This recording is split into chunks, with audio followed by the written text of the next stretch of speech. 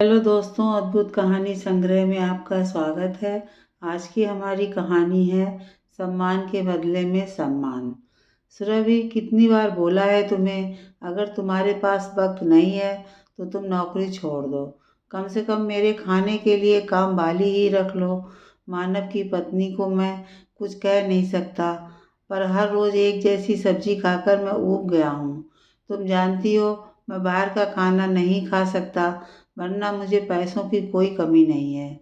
विजय जल्लाते हुए अपनी पत्नी सुरभि से कहता है। सुरभि बोली, थक तो मैं भी गई हूँ, पर क्या बोलूँ, जबकि राशन सब्जी सबके लिए पैसे मैं मम्मी जी को हर महीने देती हूँ। फिर भी नेहा इतनी कंजूसी क्यों करती है, समझ नहीं आता है। कुछ कहती नहीं हूँ, वरना लोग कहेंगे जेठानी कमाती है तो देवरानी को दबाती है। दोनों में बातें चल रही थी, तभी विजय का छोटा भाई मानव आया और बोला, भैया चलो, खाना लग गया है। विजय बोला, तुम खाना खा लो, मेरा खाने का कोई मूड नहीं है। सुरभि बोली, देवर जी खाने में कुछ अलग हो तो घर का खाएं, वरना एक ही जैसा खाना दिन रात खाए तो क्या घर और क्या बाहर। मानव बोला, क्या बात है, आखिर हुआ क्या। सुरभि और विजय ने पूरी बात बताई तो मानव ने नेहा को, वह मुस्कुराते हुए आई और बोली, अरे अभी यहीं बैठ गए, बच्चे खाने पर इंतजार कर रहे हैं, क्या हुआ। मानव बोला, नेहा देखो, भैया और भाभी को भी वही शिकायत है जो मुझे है। रोज एक जैसा खाना खाकर ये भी परेशान हो गए हैं। पूरे दिन तो घर में बैठी रहती हो, आखिर घर के काम ही कितना होता है। अरे कम से कम यूट्यूब से ही देखकर कुछ नया बना लो। नेहा हैरानी से मानव को देखी और बोली, दूसरे से तो नहीं, पर आपसे तो इतनी उम्मीद कर सकती हूँ कि आप मेरी परेशानी भी समझें। जहाँ तक बात खाने की है, तो यही सवाल आप अपनी माता जी से क्यों नहीं पूछते हैं। रोज रोज अगर पुरानी सब्जी आए तो मैं क्या नया बनाऊंगी। विजय बोला, देखा सुरभि, इसलिए मैं बोला था तुम एक खाना बनाने वाली रख लो, मुझे घर में लड़ाई झगड़ा नहीं चाहिए। नेहा बोली, भैया मुझे आपसे कोई शिकायत नहीं, शिकायत तो अपने पति से है। अगर मैं नौकरी नहीं करती, इसका मतलब क्या इस घर में मेरी कोई इज्जत नहीं, आखिर मेरा भी स्वाभिमान है। सुरभि नेहा को मक्खन लगाते हुए बोली, अरे नहीं नेहा, उनके कहने का वो मतलब नहीं है। नेहा बोली, भाभी आप मुझसे बड़ी हैं, एक बात बताइए, आप नौकरी करती हैं तो आपको समय नहीं मिलता, ये मैं समझ सकती हूँ, पर मैं भी घर में बैठी नहीं रहती हूँ। मानव गुस्से में बोला, नेहा तुम कैसी बात कर रही हो। नेहा बोली, कहाँ लिखा है कि घर की छोटी बहू ही सबका सम्मान करे और बदले में उसे तिरस्कार और अपमान मिले। अब बस ये नहीं चलेगा, मैं भी अपने स्वाभिमान के लिए आवाज़ उठा सकती हूँ। इतना कहकर नेहा चली गई। नेहा नाराज होकर रसोई में गई तो उसकी सास कमला जी बोली, छोटी बहू बन गया खाना, तो सब आए क्यों नहीं। नेहा बोली, हाँ मम्मी, रोज की तरह वही खाना बना है, नया कुछ नहीं है। कमला जी बोली, क्या मतलब है तुम्हारा। नेहा बोली, मम्मी जी मैंने कई बार आपसे कहा कुछ नया मंगवाया कीजिए, पर आप पैसों को बचाने के चक्कर में नई सब्जी कुछ नहीं मंगवाती और चार बातें मुझे सुनने को मिलती हैं। कमला जी बोली, बहू हमारे समय में इतनी चीज़ें मिलती भी नहीं थी, जो घर में रहता था उसी से कुछ नया बनाते थे। तो मेहनत करना नहीं चाहती और दोष मुझ पर डाल रही हो। तभी सुरभि आई और बोली, नेहा तुम बहुत जल्दी बुरा मान जाती हो, हमारी परेशानी समझो। चार लोगों के बीच में जब हम लंच बॉक्स खोलते हैं तो रोज रोज वही खाना देखकर कैसा लगता होगा। नेहा बोली, भाभी मैं भी रोज रोज की शिकायतें सुनकर थक गई हूँ। समझती हूँ सोमवार से शुक्रवार आप काम पर जाती हैं, पर ऐसा कभी नहीं हुआ कि किसी शनिवार रविवार आप रसोई में आकर मेरी मदद की हो।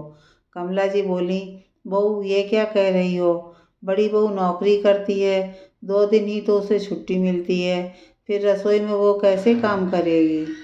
फिर नेहा बोली, मम्मी जी अगर मैं नौकरी नहीं करती तो क्या मुझे एक दिन भी आराम नहीं मिलेगा, क्या मुझे 365 दिन काम करना पड़ेगा, आखिर मेरा भी कुछ स्वाभिमान है कि नहीं।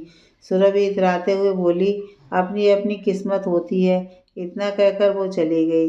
कुछ रोज़ ऐसे ही चलता रहा।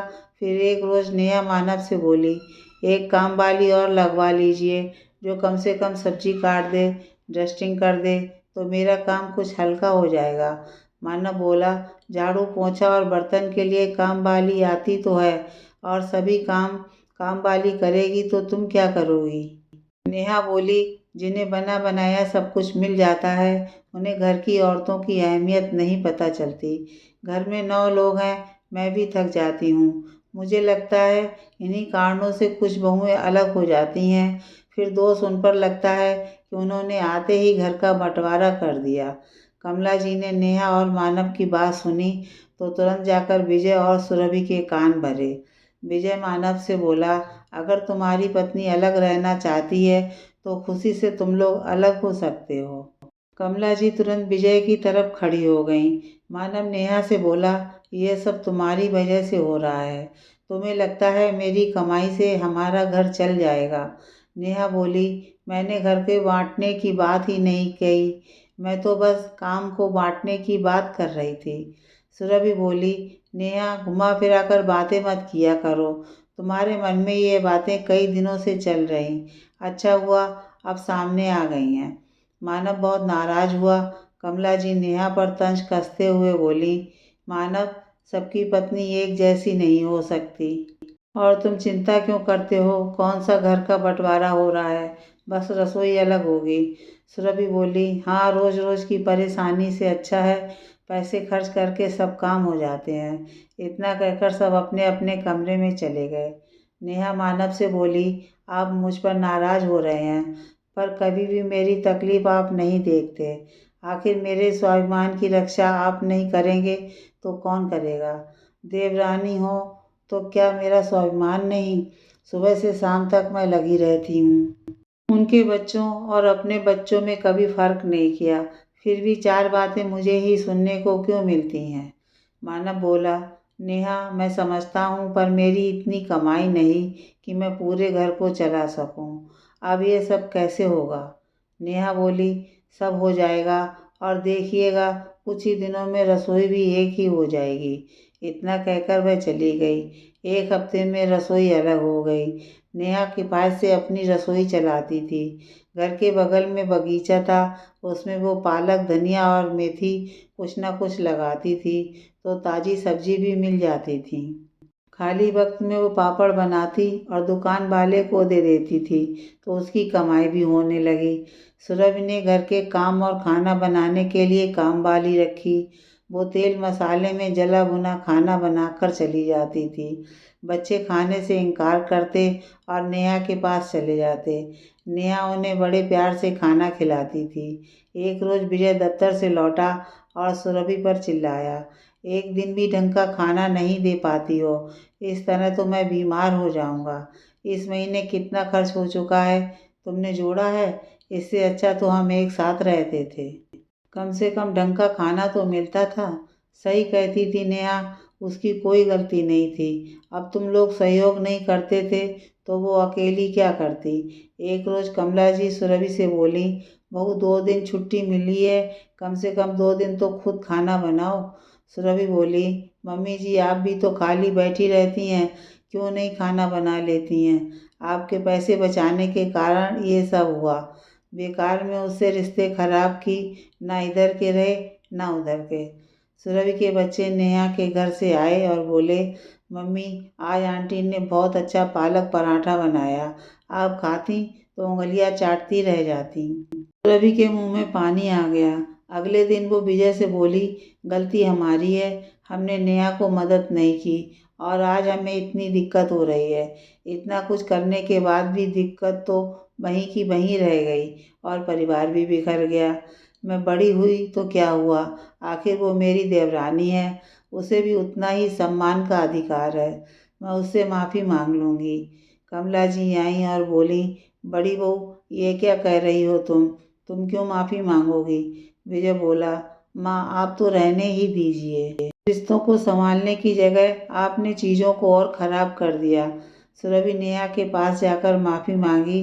नेहा उसे रोकते हुए बोली, जेठानी जी, सम्मान के बदले अगर सम्मान मिले तो किसी भी परिवार में नोक झोंक ना हो।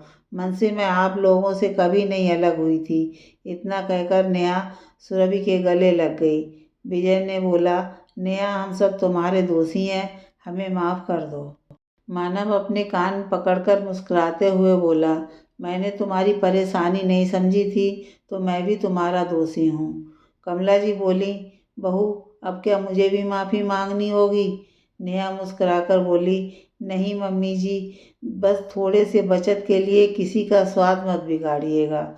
नेहा के इतना कहते ही सब हंस पड़े और सब फिर से एक हो गए।